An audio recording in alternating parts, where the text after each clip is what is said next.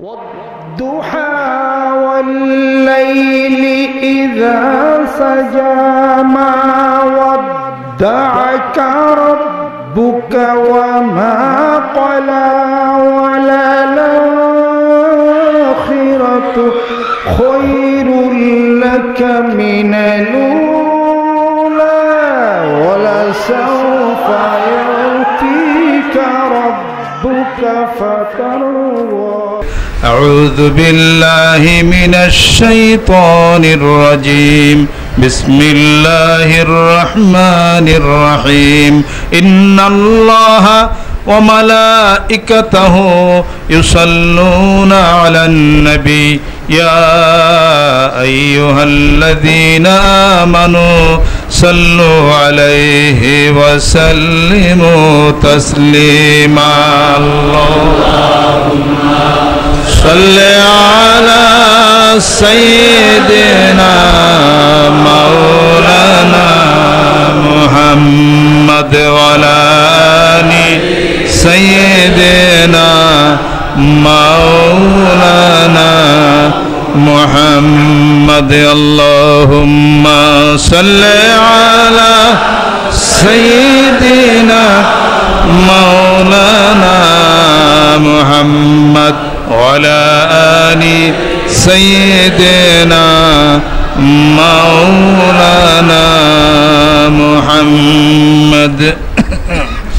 সম্মানিত সুধী, সম্মানিত মুসল্লি ইকরাম, ঢাকার প্রত্যন্ত অঞ্চল হতে আগত আল্লাহর আশিক, আল্লাহর পাগলেরা, আশিকে বিল্লাহ, আশিকে রাসূল সাল্লাল্লাহু আলাইহি সাল্লাম, মানিকগঞ্জ দরবার শরীফের মুহিব্বিন সালিকিন এবং সেই সঙ্গে অন্যান্য দরবার শরীফের মুহিব্বিন সালিকিন যারা আছেন, আজকের এই নামাজের পরে বিশেষ একটি মুহূর্তে যে আলাপ আলোচনা আমরা শুনলাম এবং শরীক হলাম, আল্লাহ রাব্বুল আলামিন আমাদের সকলের এই মুসাহামাতকে, দানকে যেন কবুল করে নেন, আমিন। কাল কিয়ামতের দিন মুসিবতের সময় সকলের নাজাতের একটি উসিলা জরিয়া যেন বানায় দেন, আমিন। এ জীবনের সময় সংক্ষেপ, আজকে আমাদের হাতের সময় কিন্তু সংক্ষেপ। অনেক ব্যস্ততার মধ্যে হাতের কাজ ফেলে দিয়ে আজকে নামাজ আদায়ের জন্য এখানে যারা উপস্থিত হয়েছেন, আমি নগণ্য বান্দা আপনাদের সামনে আমি উপস্থিত হয়েছি একটি মহৎ কাজকে সম্মুখে ত্বরান্বিত করার জন্য। আমাদের এই কর্ম প্রচেষ্টা, যারা চাকরি করেন, চাকরি বাকরিতে উন্নতি হোক চান, সংসার করেন শান্তি হোক চান, যারা অসুস্থ হয়ে গেছেন সুস্থ থাকবেন, সুস্থ হবেন, অনেক দিন বাঁচবেন এটাই চান, সুখে শান্তিতে থাকবো এটাই চান, আমিও চাই, আমরা সকলেই চাই। কিন্তু আসলে শান্তিতে থাকার উপায়গুলি অনেকেই আমরা হয়তো জানি না, বিধায় অনেকটাই ভুল করে ফেলি। সামনে ঈদ আসতেছে, ঈদের আগে কিছু কেনাকাটা আছে না নাই? আছে। কার জন্য কেনাকাটা করব এটা আমাকে বুঝতে হবে, আপনাকে বুঝতে হবে। মানুষের শান্তি প্রথমে হলো তার নিজের আত্মার থেকে। এই জন্য বলা হয় বিবেক হলো সবচেয়ে বড় আদালত। যিনি বিবেকের দংশনে দংশিত হন তিনি বিশ্ব বিবেকের কাছে কোনো একদিন ধরা পড়ে যাবেন। আর যার বিবেকের কাছে যিনি ধরা পড়েন না তিনি কারোর কাছে ধরা পড়বেন না। যিনি নিজে বিনফসিহি, যিনি নিজে আত্মায় যিনি শান্তি, তার শান্তির প্রবাহ তার স্ত্রী, ছেলে, সন্তান সকলের উপরে পড়বে, বিধায় সবাই মিলে তিনি শান্তিতে থাকবেন।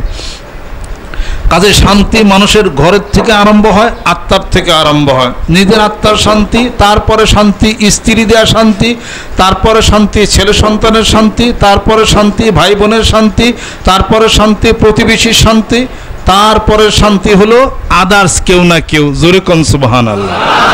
কাজে ঈদের মধ্যে কিছু কেনাকাটা করব। প্রশ্ন হলো কি, কার জন্য কেনাকাটা করবেন? প্রথমেই কিনতে হবে আপন স্ত্রীর জন্য। জোরে কোন ঠিক কিনা? আসলে হলো ভুল হয়ে গেল। আপন স্ত্রীর জন্য আগে কেনাকাটা যাবে না, সন্তানের জন্য তাও যাবে না। স্ত্রী সন্তানকে বুঝাইতে হবে কেনাকাটা করতে গেলে আগে আপন মায়ের জন্য কেনাকাটা করো, যে মায়ের পায়ের তলে হলো জান্নাতের ঠিকানা। জোরে কোন সুবহানাল্লাহ। পীরের পায়ের নিচে জান্নাতের কি পায়ানের কোনো দলিল আছে? বা কোনো শাইখুল হাদিস, কোনো মুফাসসিরে কোরআন, অথবা কোনো দেশের কোনো রাষ্ট্রনায়কের পায়ের নিচে জান্নাত কোনো প্রমাণ আছে? প্রমাণ নাই। প্রমাণ হলো এটাই আছে, সন্তানের জান্নাত মায়ের পদতলে। জোরে কোন সুবহানাল্লাহ। মা যদি দোয়া দেয় জান্নাত হয়ে যাবে, গোটা বিশ্ব পৃথিবীর মানুষ বদদোয়া করলো তাকে জাহান্নামে দিতে পারবে না। আর মা যদি বেজার হয়ে যায়, গোটা বিশ্ব পৃথিবীর ওলিয়া ওলিয়া গাউস কুতুব বাইটা যদি শরবত করে খাওয়ান, জান্নাতে যাইতে পারবে না। অতএব কেনাকাটা আগে কার জন্যে? মায়ের জন্যে। মা বৃদ্ধা হয়ে গেছে, শরীরের চামড়াটা ঘুষে গেছে, আহারে গভীর রাত হয়ে গেছে, ঘরের স্ত্রী হয়তোবা ঘুম এসে গেছে, পরিশ্রান্ত শরীর নেই, কিন্তু বৃদ্ধা মাতা এখনো ঘুম আসে নাই। ওই সন্তানের জন্য জেগে আছে, আমার সন্তান কলিজার টুকরা কোন সময় বাড়িতে আসবে, আর দরজার মধ্যে ধাক্কা দিবে। মা না খায়া সন্তানের জন্য অপেক্ষা করে। যেরকম সুবহানাল্লাহ। স্ত্রী যদি মরে যায় আরেকজন স্ত্রী পাওয়া যাবে, কিন্তু দরদের মা যদি দুনিয়া থেকে বিদায় হয়ে যায়, গোটা বিশ্ব পৃথিবী যদি তালাশ করেন আর একজন মায়ের সন্ধান করতে পারবেন না। জোরে কোন ঠিক বুঝতে হবে। ওয়াকাদা রাব্বুকা আল্লা তা'বুদু ইল্লা ইয়াহু ওয়া বিল ওয়ালিদাইনি ইহসানা। আল্লাহ পাক কোরআনুল কারীমের মধ্যে ঘোষণা করেছেন, জোরে কোন সুবহানাল্লাহ। স্ত্রীর সঙ্গে প্রেমের আলাপ করো, ভালোবাসার আলাপ করো। মা দুঃখিনী ঘরের মধ্যে বসে বসে চোখের পানিতে বুক ভিজায়, আহারে একটা কম দামি ছেঁড়া কাপড় পরে আছে তোমার সন্তানের জন্যে, স্ত্রীর জন্যে ভালো ভালো কোয়ালিটির কাপড়গুলা তুমি কিনে দাও কেন? আর মার সঙ্গে ধমকের সুরে কথা বলো না। আল্লাহ রাব্বুল আলামিন পবিত্র কালামে পাকের মধ্যে ঘোষণা করেছেন, ওয়াকুল্লাহুমা কাউলান কারীমা। তোমরা তোমাদের মাতার সঙ্গে এদিক সেদিক কথা বলো না। পিতামাতা দুইজনের মধ্য থেকে যদি একজন বৃদ্ধাবস্থার মধ্যে যদি উপনীত হয়ে যায়, ফালা তাকুল্লাহুমা উফফিন ওয়ালা তানহারুহুমা ওয়াকুল্লাহুমা কাউলান কারীমা। ধমকের সুরে কথা বলো না, বরং মিষ্টি ভাষায় মায়ের সঙ্গে কথা বলো। জোরে কোন সুবহানাল্লাহ।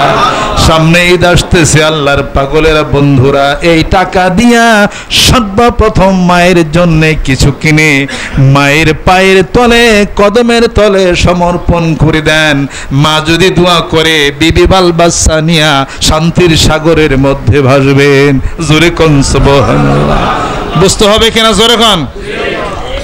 প্রথমে মার জন্য কেনাকাটা করেন, আর এর পরে বোনের জন্য, যেই বোনের বিবাহ হয়ে গেছে, অন্য পাত্রে পাত্রস্থ হয়ে গেল, ওই বোনকে ভালোবেসে ভাই যদি 10টা টাকার জিনিস যদি হাতে উঠাইয়া দেয়, আহারে ওই বোন তার জীবনের সর্বস্ব ভালোবাসা পরিত্যাগ করে পরের সংসারে থাকে।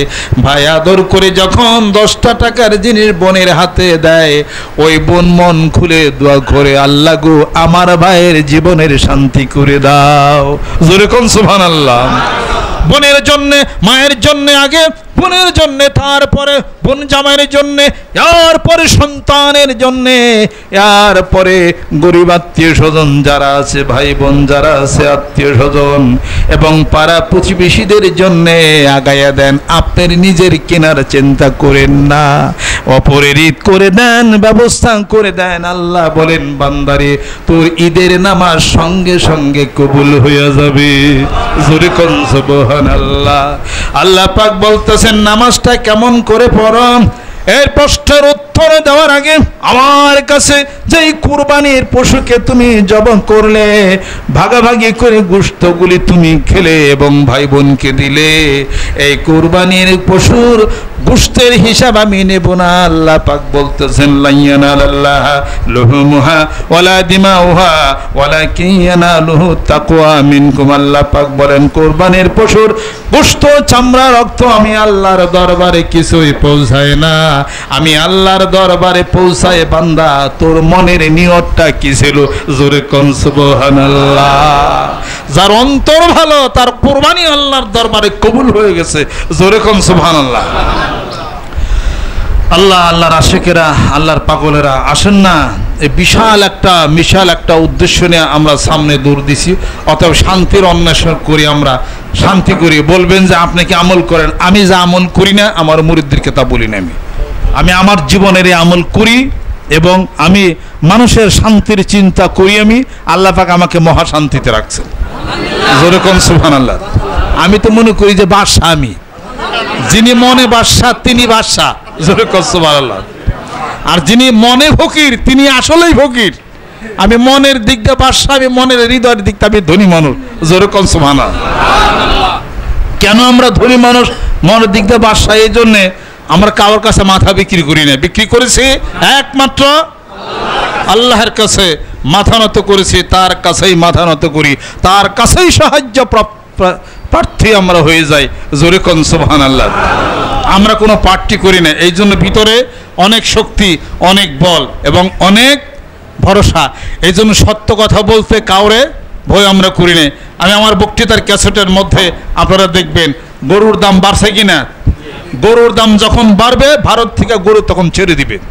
আমার ক্যাসেট খোলেন আপনারা, যেরকম ঠিক কিনা। কেউ যদি আমার বক্তৃতায় মনে করেন ভারত বিদ্বেষী, লাভ নাই কোনো। আমি আওয়ামী বিদ্বেষী না, আমি বিএনপি বিদ্বেষী না, আমি ভারত বিদ্বেষী না। আমি মানবতা বিবর্জিত কাজ যারা করে আমি তার বিদ্বেষী। ইসলাম যার বিদ্বেষী আমি তার বিদ্বেষী। আমি কোরআনকে ভালোবাসি, আল্লাহ এবং আল্লাহর রাসূলকে আমি ভালোবাসি। আমি বাংলাদেশকে ভালোবাসি, বাংলাদেশের সুখ এবং শান্তির কথা চিন্তা করি। বাংলার জমিনের বুকের ভৌগোলিক পরিবেশের মধ্যে কেউ যেন বাম হাত যেন না ঢোকায়, ওই কালো হাতকে ভেঙে দেওয়া হবে। আমি এদেশকে ভালোবাসি, এদেশের নাগরিক নামে এদেশের সুনাগরিক হওয়ার দাবি আমি করি। আমি আপনাদের খেদমত আরজ করতে চাই মানিকগঞ্জ দরবার শরীফের নেতৃত্বে তাই জানুয়ারি মাসের দরবার শরীফ পূর্ব চত্বর পটলের ময়দানে যে বিশ্বস্তমা হবে, এই বিশ্বস্তমা শরীয়ত, তরিকত, হাকিকত, মারিফত, উদারতা, মহত্বতা, প্রেম, শ্রদ্ধা, ভালোবাসা চক্ষু বন্ধ করে ধ্যান এবং খেলের আত্মশুদ্ধির বিশ্বস্তমা। যেরকম সুবহানাল্লাহ। ওই বিশ্বস্তমাকে ত্বরান্বিত করার জন্যে আল্লাহর আশিক এবং পাগলেরা ওখানে সকল স্তরের মানুষদের বসার ব্যবস্থা করা হয়েছে। ওখানে ইঞ্জিনিয়ার, ওখানে ডাক্তার, ওখানে প্রফেসর, ওখানে কবি, কবিয়াল, ভাবুক, যত চুলওয়ালা, যত জৈতাওয়ালা, যত মুসওয়ালা এবং যারা গান বাজনা করে তারা ওখানে যাবে, বসবে, ইসলামের শাশ্বত বাণী শুনবে, কোরআন হাদিস শরীফের আলাপ আলোচনা করে শাশ্বত জীবন ব্যবস্থা নিজের জীবনে বাস্তবে রূপ দিয়ে আল্লাহর জিকির করে আত্মশুদ্ধির ব্যবস্থা করে রাসূল করিম সাল্লাল্লাহু আলাইহি সাল্লামের খাঁটি উম্মত হয়ে জান্নাতে যাওয়ার ঠিকানা মেলাবে। যেরকম সুবহানাল্লাহ। মানিকগঞ্জ দরবার শরীফ সুস্থতার কথা বলে, মানিকগঞ্জ দরবার শরীফ শান্তির কথা বলে। মানিকগঞ্জ দরবার শরীফে বায়াত মুরিদ হয়ে আল্লাহর বন্ধুরা অসুস্থতা থেকে সুস্থ হয়ে যায় এখন শান্তির ঘর বিরচন করতেছেন। প্রমাণ আছে না নাই? বিলাতেলি খারাপ, বিলাতেলির ডাক্তারে আমার তো দেখাইছে এনজিওগ্রাম, হার্টমাট সব ব্লক। বিলাতেলি অপারেশন করে নাই, এখন সুস্থ কিনা? বিলাতেলির কইছি বিলাতেলি সুস্থ দৌড় পারবে ইনশাল্লাহ তাআলা, দুই বেলা জিকির চালা। কে রে হার্টমাট? আর আমারই তো হার্ট 60% ব্লক, আপনারা আবার কখন যাবেন? পরে আমি তো একটু অসুস্থ হয়ে গেছি, একটা বয়েন এই বিলাতেলিতে প্রমাণ দিলাম। এখানে নামাজ পড়তেছি, হঠাৎ করে হার্টে ব্যথা হয়েছে। ব্যথায় আমি এখন দুম টানতে পারি না, ছাড়তে পারি না, কী যাক অসুবিধা। ডাক্তার মখরুল সাহেব এখানে ছিলেন, ওনার কাছে ইন্ডিয়ানের যে সার্টিফিকেট ছিল ওইটা পরে জিব্বানিসে দেওয়ার পরে আস্তে আস্তে পরে দম ছাড়ছি। জোহরের 4 রাকাত পড়ছি ফরজ, সুন্নত 4 রাকাত পড়তে পারি না। পরে ওই অবস্থায় গিয়েছিল বারডেমে, আমার গাড়ি করে নিয়ে গেছে বারডেমে নিয়ে পরে এক রাত ওখানে একদিন আমি ছিলাম। পরে ডাক্তাররা কইছে রিং টিং কী যেন পড়াবো, এটা ওটা হ্যানতান নানানতা। আবার ডাক্তার সিরাজুল হক সাহেব বলছে তাতে রিং টিং পড়ার লাগবো। আবার পরে এনজিওগ্রাম করলাম, দেখান যে 60% ব্লক হয়ে গেছে আমার হার্ট। পরে খেয়াল করলাম যে এনজিওগ্রাম যা করণ লাগে আর হার্ট মার যা করণ লাগে আর তার রিং ঠিং পরণ লাগবে, আমি যাই নয় পরে দেখা যাবো আর কি। মানে মোটামুটি 6-7 বছর চলে না, অনেক ভালো আছে আর কি। এই মিলবিটার আব্দুর রশিদ আছে, মিলবিটার আব্দুর রশিদ, ওর তো পরের ব্যক্তি তো বলক ও সিএমএসি গেছে, ওইটা আমি গেছে খালি পলে খেলি চলে আয়, পলে চলে আসছে এখন 8 বছর, আর কিছু করা লাগে নাকি?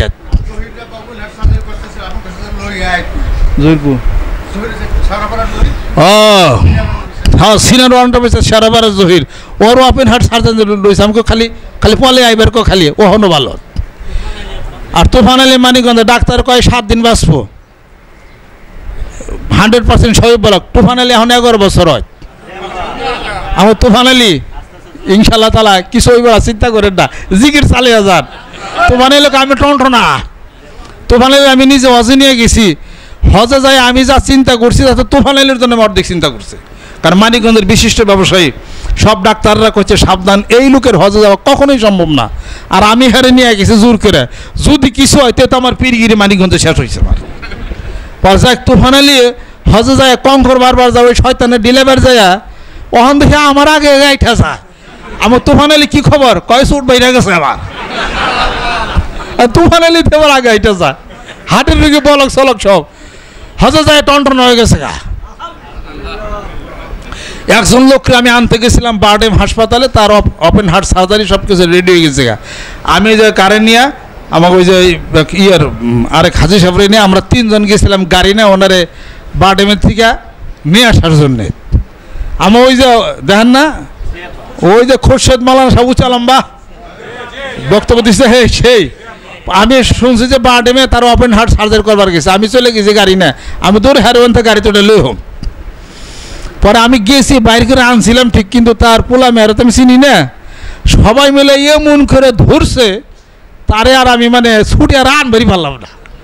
আর খালি করে যে আপনি আসছে গাড়িতে কয় ব্যক্তিটি মিলে টাকা জমা দিয়েছে আবার কোনোবা যাওয়ার এখন কায়দার আপনি দোয়া করি। পরে তারপরে দিন তার বুক টুক ফাইরে অপরে সার্জারি করছে।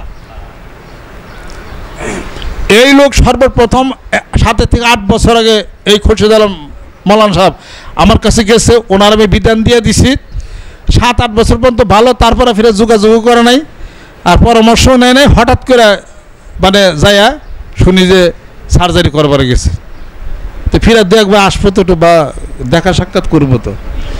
আমার কথা হলো কি আল্লাহ পাকের রাস্তায় এসে জিকির করে সুস্থ আছেন নাকি না অসুস্থ হয়ে গেছে বহু নজির আছে হাত নামান। তারপরে কবেন যে গরিব হয়ে গেছি আল্লাহকে ওর গরিব বানান আপনার নিজের দোষে যাওয়াইবার হয়েছেন আপনি কথা খেয়াল করছেন কি লিগে খালি তলাইতেছেন খালি গরিব হইতেছেন ব্যক্তিগতভাবে আমার সাথে যোগাযোগ করেন কোন জায়গায় সমস্যাটা ওটা তো ডাক্তার স্যার আপনাকে ধরতে পারবো না ওটার আবার এনজিওগ্রাম লাগবে বুঝছেন। গরিব কেন হচ্ছেন এইটার আবার এনজিওগ্রামের দরকার। হার্ট কোথায় কোথায় ব্লক হয়েছে না কেমনি কি হয়েছে এনজিওগ্রামের দরকার আছে না মেশিনের কাছে যাওয়ার দরকার আছে না নাই। তা আপনার জীবনের আরও কিছু সমস্যা আছে এটারই এনজিওগ্রামও ওই যে আপনার পীরের কাছে যায় আপনার আবার হেডের এনজিওগ্রাম করার দরকার। তো এসে ধরা পড়বে যে কোন জায়গায় আপনার ট্রাভেলটা আপনার রয়েছে। সবাইকে আপনারা মনে করেন যে টুপিওয়ালা হুজুর এনে খারাপ প্রাইমারি অধিদপ্তরের চেয়ারম্যান বাংলাদেশ সরকার গভর্নমেন্টের গেল এরপর মাদ্রাসা শিক্ষা বোর্ডের কন্ট্রোলার গেল এরপর আবার মাদ্রাসা বোর্ডের চেয়ারম্যান সাহেব আবার অতিরিক্ত সচিব এখন রিটায়ারমেন্ট হয়েছে উনি বলছে এখন তো আমি বেকার। আমি ওনাকে বলছি চিন্তা করেন না সরকার যে কোনো সরকারি হোক না কেন ওনার রাইটকে নিয়ে আবার একটা পোস্টে চাকরি দিয়ে দেবে ইনশাআল্লাহ তাআলা চিন্তার কোনো কারণ নাই। আল্লাহ পাক সব সমাধান করব সমাধান খালি করতেই আছে আল্লাহ পাক উনি আল্লাহর জন্য কাজ করে আল্লাহ পাক ওনার কাজ করে দেবেন বলছে এই বিশ্বাস রাখতে হবে। বসেন 22,000 প্রাইমারি শিক্ষক নিয়োগ হয়েছে ওনার সিগনেচারে যদি 1 লাখ টাকা করে খাইতো তো 22,000 1 লাখ টাকা দিয়ে গুণ দেন 1,50,000 টাকা জরুর এতগুলো টাকা পাইতো উনি 1400 কোটি টাকার প্রজেক্ট ডাইরেক্টর নিজের একার হাতে উনি করছেন। এই দুনিয়ার সমস্ত লোভ লালসা পরিত্যাগ করে মানিকগঞ্জ দরবার আমার সাথে সম্পর্ক হয়েছে। ওই 2 নম্বরই মানুষের সাথে সম্পর্ক থাকলে 2 নম্বরই আউট হয়ে যাবো চিন্তার কোনো কারণ নাই। বসেন খালি এমনি খালি মনে করেন আমি আপনাদের খেদমত আরজ করতে চাই অনেক বড় বড় মানুষ এনে বসে হয়েছে এত পরিচয় করার এত সম্ভব না কই। হ্যাঁ সাধারণ মূলত পিছিয়ে বসায় যে আমাদের সালমান এফ রহমান সাহেব যখন চলে যায় ওনার হাতে ব্যাগ কিছু দিয়ে ব্যাগ কিছু থইয়া ওনার হাতে দিয়া থইয়া যায়। সালমান এফ রহমান সাহেব বলছে যে আমি আপনাদের সবচেয়ে বেশি বিশ্বাস করি ইচ্ছা করলে জীবনের বহু 2 নম্বরে অনেক কিছু ওনার হাতে নিজ দেয়, কোটি কোটি টাকা যায় ওনার হাতে নিজ দেয় যায়। এরকম প্রত্যেকটা মানুষ এখানে সততা নিয়ে থাকে, সততার বিজয় হয়ে যাবে। যেরকম সুবহানাল্লাহ। ওই যে দেখেন আগলদারা সোয়েটার, বিশাল সোয়েটার ফ্যাক্টরির মালিক কারান খলিল, গাবতলী নিজস্ব বাসা, বিশাল ফ্যাক্টরি 3 তলা 4 তলা, আমি দেখছি ওই যে মালিক বসে রয়েছে চুপ করে, বোঝা যায় না কোনো কিছু। একটু জোরে কোন সুবহানাল্লাহ। বসেন, জেলা প্রতিনিধি, ইমাম সভাপতি, সেক্রেটারি, আরও কত সবাই বসে রয়েছে, সবার পরিচয় দিতে পারলাম না। আল্লাহর আশেক এবং আল্লাহর পাগলেরা আমরা সততা নিয়া, প্রেম নিয়া, শ্রদ্ধা নিয়া, ভালোবাসা নিয়া প্রচণ্ড গতিতে মানিকগঞ্জ দরবার শহর মসজিদের বলিষ্ঠ নেতৃত্বে সামনে আগাইতেছি। বিজয় আমাদের সুনিশ্চিত। যেরকম সুবহানাল্লাহ। দুনিয়াতে শান্তি, পারিবারিক শান্তি, শরীর স্বাস্থ্যের শান্তি, সকল শান্তি নিয়া জান্নাতের ঠিকানা মিলা জান্নাতের দিকে চলে যাব। রাসূল খুদা সাল্লাল্লাহু আলাইহি সাল্লাম আমাদের নেতৃত্ব দিবেন হাশরের ময়দানে। জোরে জোরে কোন সুবহানাল্লাহ। আসেন বন্ধুরা, আল্লাহর আশিক এবং আল্লাহর পাগলেরা যারা ঈদের নামাজ যারা পড়বেন, এখান থেকে যে কথা বলা হলো মানিকগঞ্জ দরবার ঈদের নামাজের জন্য যাবেন, এই হুকুম কিন্তু দেওয়া হয় নাই। আপনি আপনার ছেলে সন্তান নিয়ে, পিতামাতাকে নিয়ে আপনি ঈদ করবেন। পিতামাতাকে বেজার করা, সন্তানকে বেজার করা, পীরের দরবারে নামাজ পড়তে যাবেন, সম্পূর্ণরূপে নাজায়েজ এটা। এবং এই ধরনের পীরগিরি আমি করি না। এটা কখনো অনুমোদন কখনো আমি করি না। এটা যে আপনার ছেলে সন্তানকে ফেলে দিয়া পীরের বাড়িতে আপনি নামাজের জন্য যে আপনি হাজির হইবেন, মাকে রাইখা বা স্ত্রীকে একটু সময় টমে দিবেন, বাদ দিয়ে পীরের দরবারে গেলেন। পীর এত এত ঠেকা না, একবারে কথা লক্ষ্য করছেন। আমি আপনাদের ক্ষেত্রে তারজ করতে চাই, যদি কোনো ভিতরে দায় দায়িত্ব না থাকে, পিছে টান না থাকে, সবাই খুশি থাকে, তাহলে আপনি নামাজটা দরবার যে পড়লেন, এটা হলো আলাদা ব্যাপার। কিন্তু যাইতেই হবে। হ্যাঁ, পোলা কানতেছে, মেয়ে কানতেছে, ওই মেয়ের বউ থাক, পোলার বউ থাক, আর মা কান্দরা পীরের দরবার যাইতেছি, এটা কোন ধরনের ফির মুড়িদি? এটা আমি আপনাদের ক্ষেত্রে তারজ করতে চাই। বরং আমি চাই আপনার ছেলে সন্তান, স্ত্রী পরিজন যখন আমি খবর শুনবো আপনার মাতার পক্ষ থেকে যে না, আমরা আপনার কাছে বায়াত মুড়ি ধরবরে, সে আমাদের পূর্ণ দায় দায়িত্ব পালন করে, আমাদেরকে সম্মান শ্রদ্ধা করে, আদর্শ করে, তখনই আমার মনটা ভরে যাবে, আমার পক্ষ থেকে বিশাল দোয়া পেয়ে যাবেন। যেরকম সুবহানাল্লাহ। আমি আপনাদের খেদমতে আলোচ করতে চাই। আসেন, মানিকগঞ্জের পীর শান্তির কথা বলে, সুস্বাস্থ্যের কথা বলে, মানসিক প্রশান্তির কথা বলে। দুনিয়াতে যার শান্তি, আখিরাতেও শান্তি। দুনিয়াতে শান্তি হয়ে যাবে। শান্তি এই দেশে না হলে পরকালে যায় শান্তি হতে পারে না বন্ধুরা। এই জন্য আসেন, আল্লাহর জিকির ফিকিরে আল্লাহর আশেক এবং পাগলেরা, মানিকগঞ্জ দরবার শরীফে লক্ষ লক্ষ পাগলেরা আল্লাহর জিকির করবে, বিশ্বস্তমাতে আকাশ বাতাস মুখরিত হয়ে উঠবে। আল্লাহর জিকির করে শান্তির ঘর বিরোচন করে শান্তির দেশে চলে যাব। রাজি আছে? হাত নামান। আল্লাহর নবী হাদিস শরীফের মধ্যে ইরশাদ করতেছেন, আসসাদাকাতু হিয়া তুরাদ্দুল বালা ওয়া তাজিদুল উমর। আল্লাহর নবী বলতেছেন, যারা নেকের রাস্তায় দান করো, আমি আল্লাহ তাদের বিপদকে মুক্তি করে দেই, আর এই পৃথিবীর বুকে তাদের জীবনের অনেক বেশি বেশি হায়াত বাড়িয়ে দিই। জোরে কোন সুবহানাল্লাহ। যদি দান করেন, সদকা করেন, আল্লাহ হায়াত বাড়িয়ে দিবেন। আমি আপনাদের ক্ষেত্রে তারজ করতে চাই, আল্লাহর কাছে শুকরিয়া আদায়ের কোনো ভাষা নাই। এই আশেক এবং পাগলেরা যারা আছেন, যাদের দিল আল্লাহ পাক আবু বকরের দিলের সঙ্গে আল্লাহ পাক মিশাইয়ে দিয়েছেন। জোরে কোন সুবহানাল্লাহ। ওসমান গনির মতো আল্লাহ পাক আপনাদেরকে যেন ধনী বানিয়ে দিক, আবু বকরের মতো দানবীর বানিয়ে দিক, আবু হুরায়রার মতো আশেক পাগল এবং বানিয়ে দিক আল্লাহ পাক। ধনে জনে মানে আল্লাহ তুমি সম্মানী বানাইয়া দাও। এবং এবারের পবিত্র হজ বাত পালনের জন্য এই বাংলাদেশ থেকে যত সম্মানিত হাজি সাহেবান যারা সোনার মক্কা মদিনাতে যারা হাজির হয়ে গেছেন, এবং সেই ক্ষেত্রে একটা দুর্ঘটনার মধ্যে যারা শহীদ হয়ে গেলেন, আল্লাহ ওই হাজি সাহেবদের সাথে আল্লাহ তুমি আমাদেরকে কবুল আর মঞ্জুর তুমি করে নাও। যারা শহীদ হয়ে গেলেন হজ বাত পালনের জন্য, আল্লাহ পাক এমনিই তো তাদেরকে বেগুনা মাসুম তাদেরকে ঘোষণা করেছেন। আরও যারা শহীদ হয়ে গেছেন তারা তো এমনিই জান্নাতে চলে গেছে। যেরকম সুবহানাল্লাহ। তাদের জন্য কি আর দোয়া করতে পারি? আল্লাহ ওই হাজি সাহেব তারা শহীদ হয়ে গেল হজের মধ্যে, আল্লাহ তুমি তাদের সাথে আমাদেরকে কবুল করে নাও। তার শোক সন্তপ্ত পরিবার, বাংলাদেশের যারা আছেন, অন্যান্য রাষ্ট্রের যারা আছেন, তাদের জন্য দোয়া করি, আল্লাহ কবুল করে নাও। এবং সেই সঙ্গে সম্মানিত সৌদি সরকার, সৌদি গভর্নমেন্ট তাদের জন্য যারা ইন্তেকাল করেছেন, শহীদ হয়ে গেছেন, 2 কোটি টাকা ঘোষণা করেছেন। এবং যারা গুরুতর আহত হয়েছেন তাদের জন্য 1 কোটি টাকার ঘোষণা করেছেন। এবং তাদের ছেলে সন্তানদের হজ দেওয়ার ওয়াদা করেছেন। এবং বিন লাদেন গ্রুপের সমস্ত কার্যকলাপ পুরা সৌদিতে সব কিছু বন্ধ করে দিয়েছেন। এই সাথে সাথে এই অ্যাকশন এবং এই প্রতিকার নিয়েছেন বিদায় সৌদি সরকারকে আমরা সম্মান জানাই, শ্রদ্ধা জানাই, এবং তারা সমস্ত হজের ক্ষেত্রে আমরা দেখেছি তারা পূর্ণ দায়িত্ব পালন করেছেন। বিদেশি মেহমানদেরকে এই হজ পালনের জন্য সৌদি সরকার যে খেদমত করেছে পৃথিবীর কোন রাষ্ট্রের নায়কের পক্ষে তা সম্ভব ছিল না। জোরে সুবহানাল্লাহ।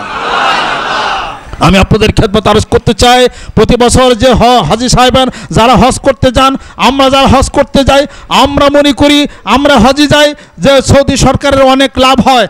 আপনারা জরিপ করেন না, আমরা জরিপ করেছি, সৌদি সরকারের লাভ হয় না, তার কোষাগার থেকে আরও কয়েকশো কোটি টাকা যায়, উল্টা খরচ যায় হাজী সাহেবদের জন্য। আপনারা জানেন কিনা জানি না। আমি আপনাদের খেদমত আরজ করতে চাই, হজ নিয়ে সৌদি সরকার ব্যবসা করে না। যারা হজ নিয়ে সৌদি সরকার ব্যবসার কথা বলেন, মুহাম্মদ সাল্লাল্লাহু আলাইহি ওয়াসাল্লামকে ব্যবসার কথা বলেছেন, তাদেরকে তওবা আহ্বান করি,